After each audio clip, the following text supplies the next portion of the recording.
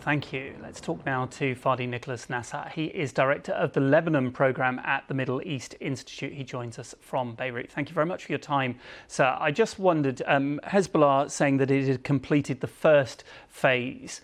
Do you think that there will be another one in retaliation for the killing of their commander?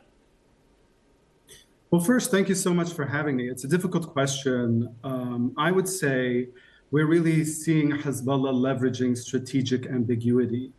But to give a background to your audience, after more than 3 weeks of posturing and pledging a strong response following the assassination of one of its most senior military commanders in Beirut, a clear crossing of a red line, the response we saw fell short.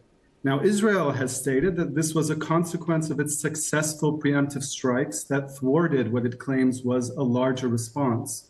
Meanwhile, Nasrallah, in his last speech, signaled that he was satisfied with the alleged targeting of Israeli military and intelligence sites.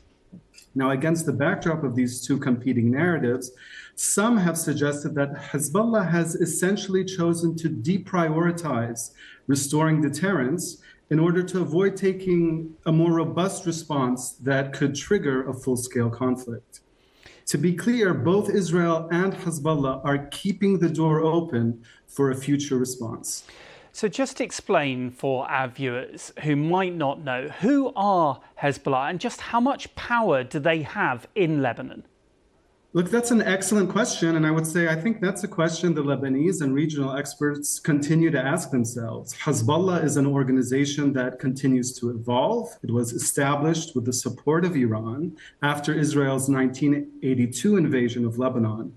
And it has gradually evolved into being the tip of Iran's spear against Israel and the crown jewel in the Iranian-led axis of resistance. Today, through a combination of political violence and weaponized obstruction, it's really the main power broker in Lebanon, as evidenced by the very fact that it, not the Lebanese government, is determining if and when Lebanon goes to war. Fadi Nicholas Nassar, director of the Lebanon program at the Middle East Institute. Thank you very much for your insight. Appreciate your time. Thank you for having me.